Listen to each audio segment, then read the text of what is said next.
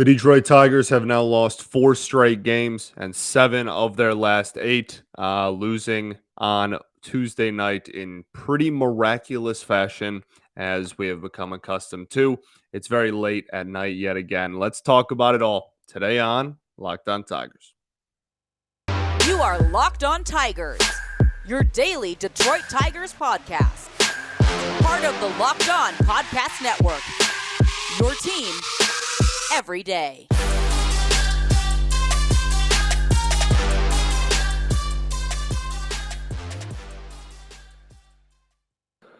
What is up, everybody? Welcome back to another edition of Locked On Tigers. I'm, of course, your host, Scott Bentley. Today is Wednesday, September 7th, 2022. Thank you for making Locked On Tigers your first listen every single day. We're free and available wherever you get your podcast. That is obviously including YouTube. Today's episode is brought to you by BetOnline. BetOnline has you covered this season with more props, odds, and lines than ever before. BetOnline, where the game starts. Okay, the Detroit Tigers drop yet another game. As I said in the cold open, their 4th straight game. This one at the hands of the Los Angeles Angels yet again by a score of 5-4 in the 10th inning. This was a really ugly game. Very ugly ending, very ugly middle, and very ugly beginning. Was not pretty.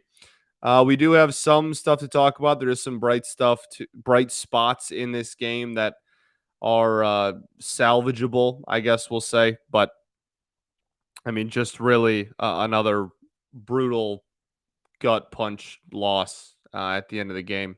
Javi has a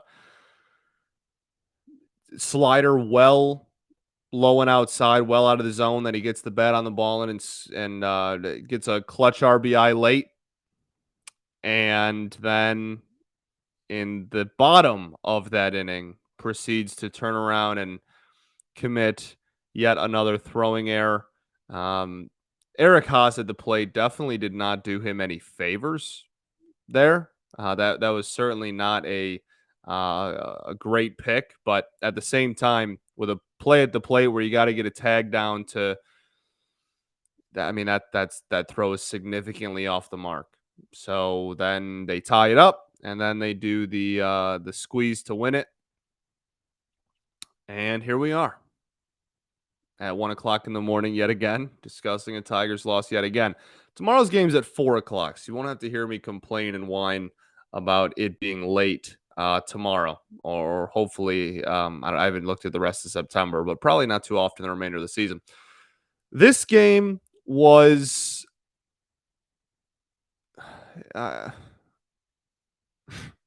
this team is not good. This is a very frustrating season with a lot of very frustrating games. I've said it quite a few times. I'm pretty numb to like the losing at this point. What I am not numb to is the ways that they lose. Every team, you can see the banners hanging behind me if you're watching on YouTube. Every team I root for has been pretty terrible over the last half decade. So I'm pretty used to and numb to the consistent losing at this point. But when you just keep finding miraculous ways to end games or miraculous fashions to lose, that's where the frustration maintains.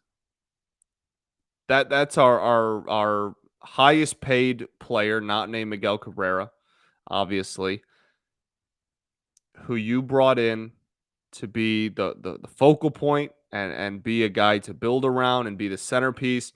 And you didn't spend big money on any of the other. It was the best shortstop free agent class ever.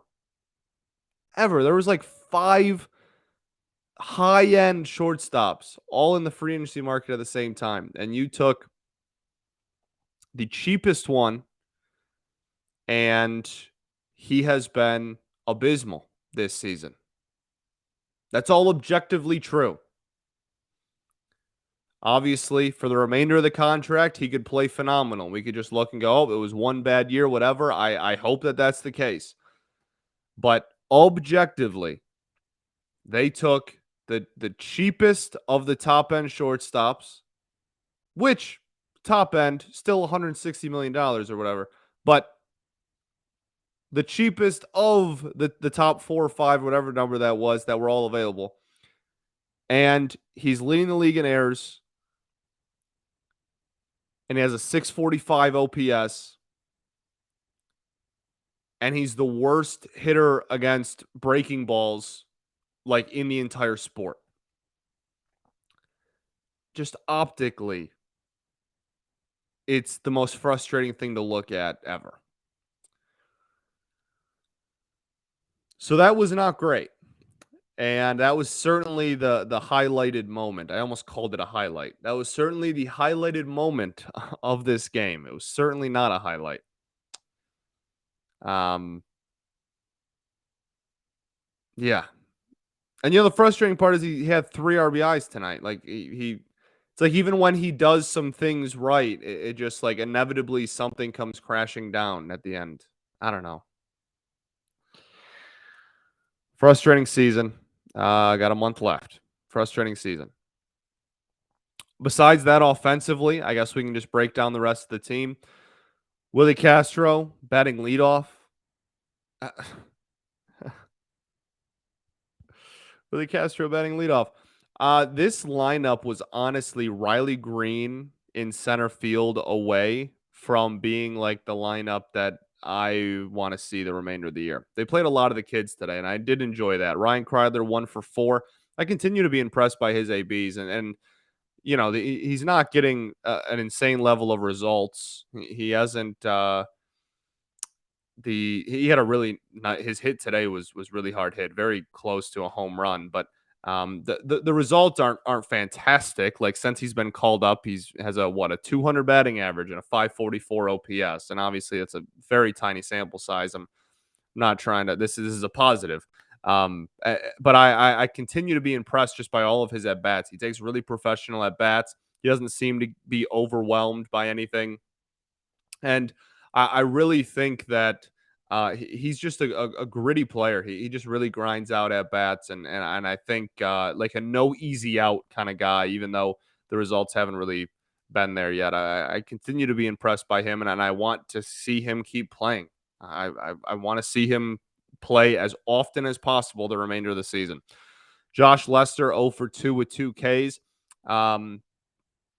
I am gonna be honest. I didn't think any of the at bats were really too terribly competitive. I know that he hit the one ball really hard, over 100 miles an hour, right? The ground out. I think it was his first at bat of the game. But I mean, just not super competitive. And again, like if you want to keep playing him and see if you got something in him as kind of like a late bloomer for next year, go for it. Like I'm all for, again. I've reiterated this a million times. I don't need to keep saying it, but I will. Just I'm totally okay with the auditions. Just open auditions, open tryout is what September is for next season, because the people that were trusted with this year's team blew it. So open tryout for anybody who wasn't involved in the first 4 months. Or 5 months, whatever. I'm totally fine with. Torkelson 1 for 4 with a ribby. I audibly said, like out loud, I yelled it when he got the RBI single. I yelled, "Oh my goodness, he actually hit a fastball down the middle." I was sitting on my couch, and that actually happened. I yelled it. I was blown away. It was the highlight of the game for me. Most excited I got in this entire game was when Spencer Torkelson hit very hard. It was a grounder, but hit very, very hard. 109 miles an hour or something crazy? Great contact on a fastball down the middle. Hit it right up the middle. Very good timing. Got an RBI. I almost shed a tear. We've been talking about this entire season that Torkelson has and this whole team has just immensely struggled with fastballs down the middle. And Torkelson's been kind of the focal point of the fan bases, like giving him heat for it. And it was just great to see him, anybody, but especially Torque, just actually put a fastball down the middle and play. How sad of a sentence is that? This is a Major League Baseball team. They get paid millions of dollars. It's a Major League team.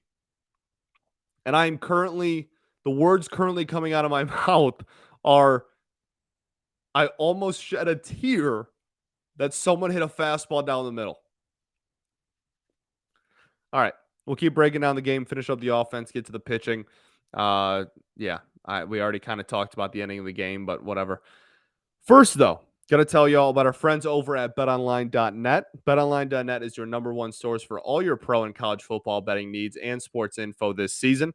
Find all the latest football league developments, game matchups, news, and podcasts, including this year's opening week's games. BetOnline is also your continued source for all your sporting wagering information, including live betting, esports, and scores. The fastest and easiest way to check in on all your favorite sports and events, including MLB, MMA, boxing, even golf. So head to the website today or use your mobile device to learn about the trends and action. BetOnline, where the game starts.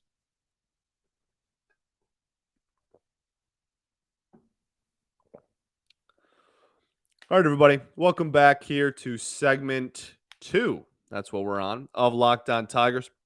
Thank you for making Locked On Tigers your first listen every day. Free and available wherever you get your podcasts, including YouTube.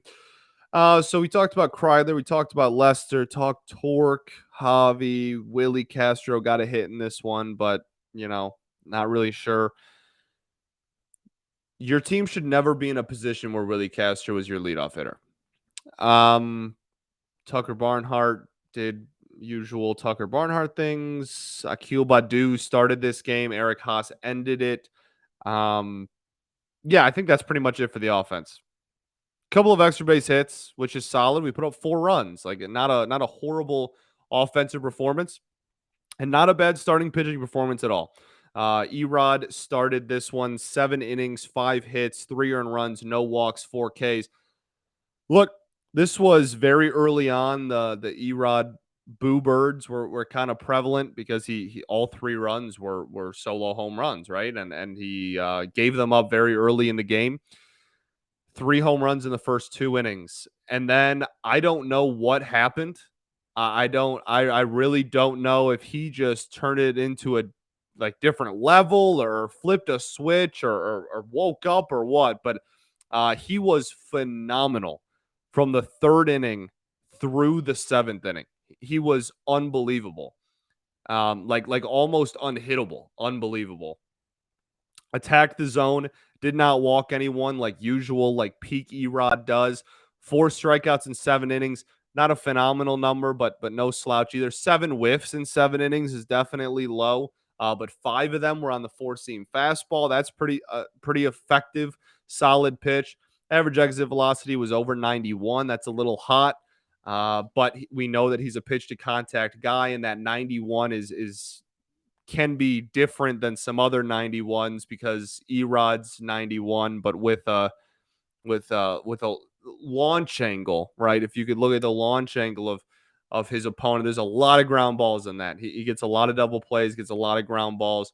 I thought he was very effective. I thought the fastball after the 2nd inning what was a very effective pitch. He was locating it really well. Even the Mike Trout home run was not like a terrible pitch. It caught too much of the plate clearly because Mike Trout took it to the moon, but that wasn't a horrific pitch. He didn't miss his spot by a lot. It was by a couple of inches. It's just Mike Trout is Mike Trout. The cutter I thought was back into form and was really good after the 2nd inning. The changeup he didn't throw early and then just started throwing it late. He ended up throwing it 13 times, got a couple of whiffs on it. That was a pitch that again didn't feature early and then featured later as the outing went on, and I thought he was really solid. And that was a really effective pitch that he almost used as a more so than a swing and miss changeup. It was more of like a sinker changeup in the sense that it was inducing a lot of ground balls. The average exit velocity on the changeup was 75 miles an hour. Didn't get barreled once.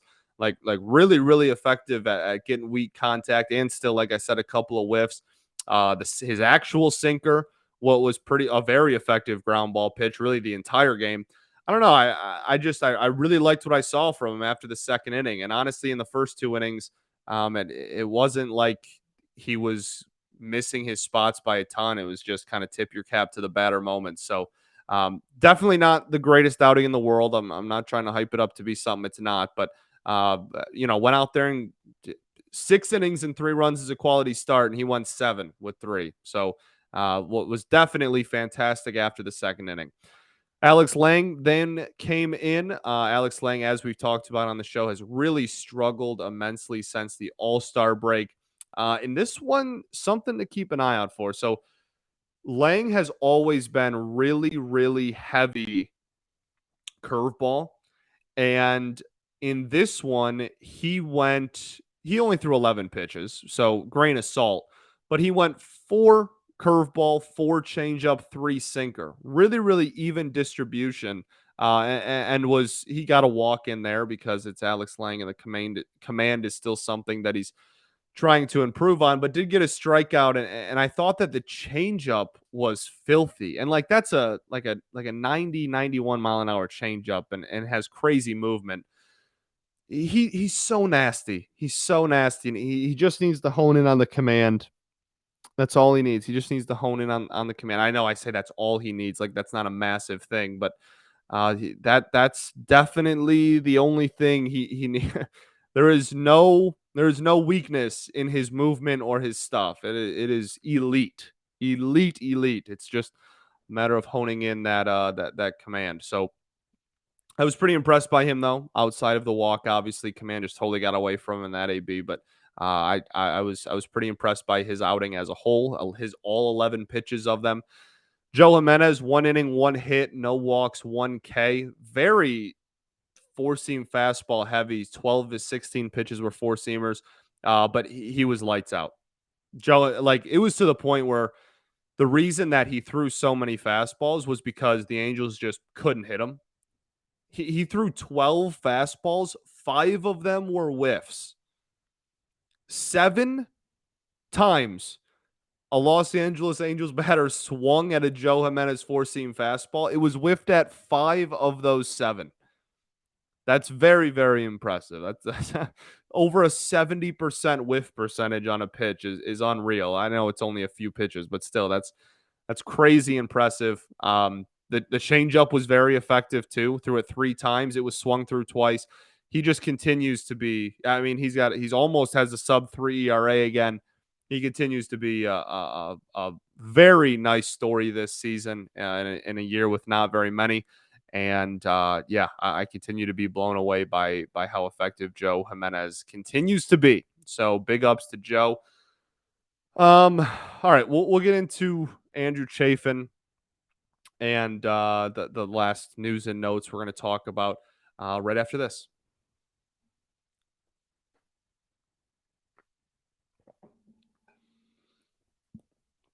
All right, everybody, welcome back here to segment 3, third and final segment of Locked On Tigers. So Andrew Chafin, obviously, last one on the bump in this one, goes 1/3 of an inning, 1 hit, 2 runs, 1 walk. The Manfred runner scores. We already talked about at the beginning of the show. Manfred runner scores on the Javi Baez error, and then there's the squeeze. And I've watched it a few times now because there was this discourse going on throughout the fan base that like if Andrew Chafin would have set his feet and thrown, he would have got him. I don't see it. I think that play was just doomed.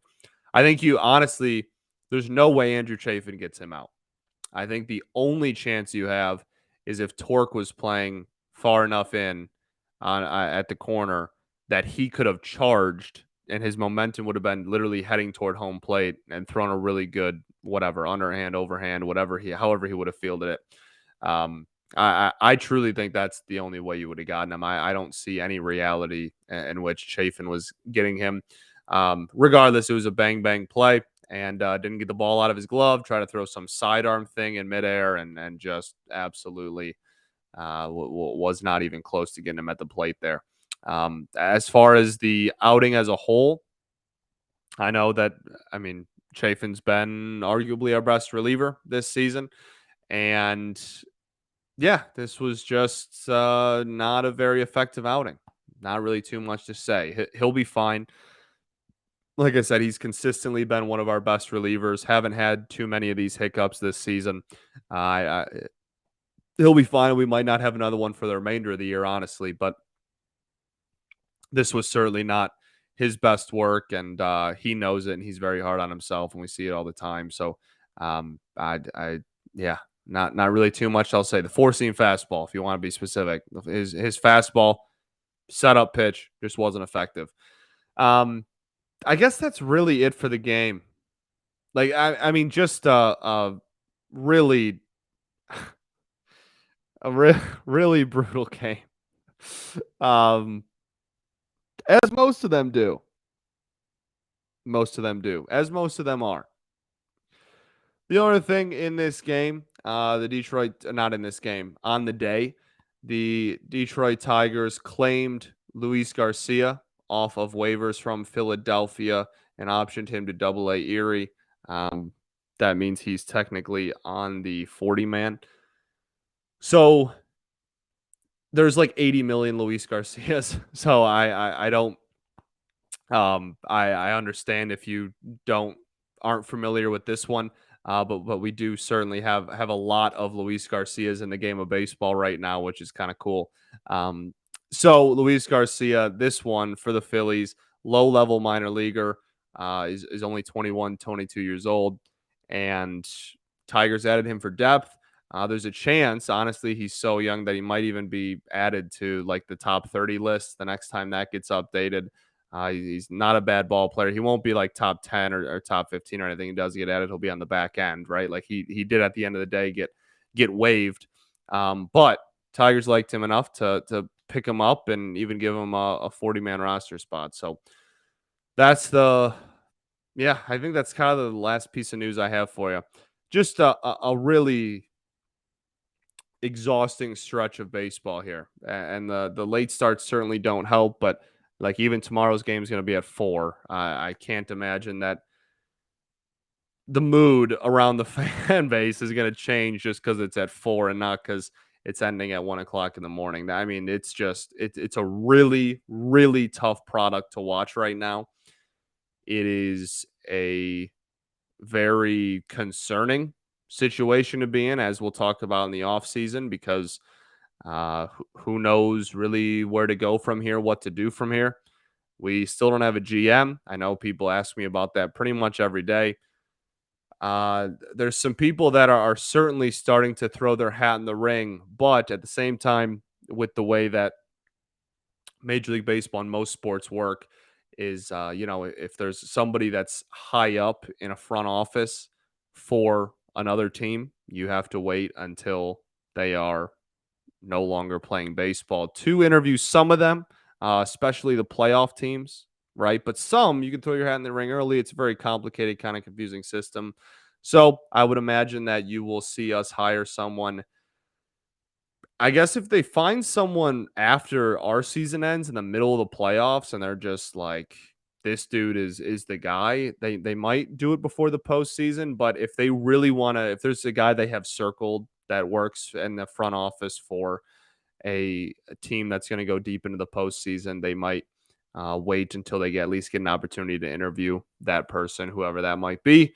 But I mean, you're not going to see like a laundry list of names really out into the public. There's some great people to follow that will have their kind of fingers on the pulse there. Cody Stavenhagen is obviously the first one that comes into mind. He's been really good about the GM search, but as a whole, at least while the season's going on, you're not going to hear much. You might start hearing some names in the offseason. Like I said, that might be more public information by then. So, um, yeah, just a really tough stretch. We got less than a month left. I never thought in my life that I would be counting down like days until the Tigers are done and like won't play baseball anymore.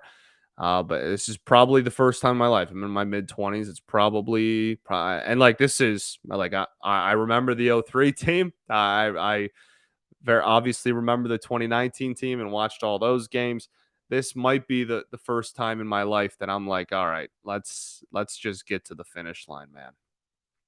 Um, which I don't even take pride in saying that. I don't want to ever want the Tigers to go away. I'm way too passionate about them, but this season has broken me, as I know it has for a lot of other people. So we will stay strong, and yeah, we'll keep giving updates every day. Obviously, I for the remainder of the season, I talked about it yesterday. I'm really I just want to give players an opportunity, and if you are convinced that Jamer Candelario is not getting brought back next year, DFA him now. Don't wait to just non-tender him in a month. DFA him now and let Ryan Kreidler play at third the rest of the year. I don't know about Ryan Kreidler long term at third. He's got the glove for it. Made a phenomenal play, by the way. Didn't bring that up. For as much as we talked about the negative defense in this one, Ryan Kreidler made a phenomenal play at third. Very, very impressive. He looks really solid with the glove. Like everywhere they've put him, he's looked really solid with the glove. I would love to see him get some reps at shortstop. I'm going to be honest with you. I would really like that a lot, but I think it's probably just going to be a lot of second base and third base for the remainder of the season. But I also think he's earning continued playing time. Jonathan Scope, speaking of second base, began his rehab assignment in AAA. So he will probably be back within the next week, I would imagine. So we'll see how they handle the major league roster and who they decide is the casualty at the expense of Scope. Or I don't know. Scope's contract is different, right? That's not like a non-tender done in a couple of weeks situation. So we'll see. We'll see what happens with that. But he has clearly not hit very well this year either. So it's gonna be there. As much as I am saying like I just want this season to be over with because it's really draining me. There is still on first pitch every day. I know what I want to look for and I know what I'm trying to watch for, and I know that I want to see these young kids play and get an opportunity for next year. Because like I've said a million times, the people they handed the keys over to this year did not do their jobs. So let's audition for next year. That's all I got for you. Thank you for making Locked On Tigers your first listen every single day. Now, for your second listen, check out the Ultimate Pro Football Preview 2022, an 8-episode extravaganza to get you ready for the NFL season. The local team of experts on the Locked On Podcast Network, plus a betting angle from Lee Sterling of Locked On Bets, all combining to one ultimate NFL preview. Search for Ultimate Pro Football Preview 2022 on your Odyssey app, YouTube, or wherever you get your podcast. Final words. I don't think I have any. I'm going to bed. Peace and love. Going to therapy's dope. I'll catch y'all tomorrow, baby. Go Tigers.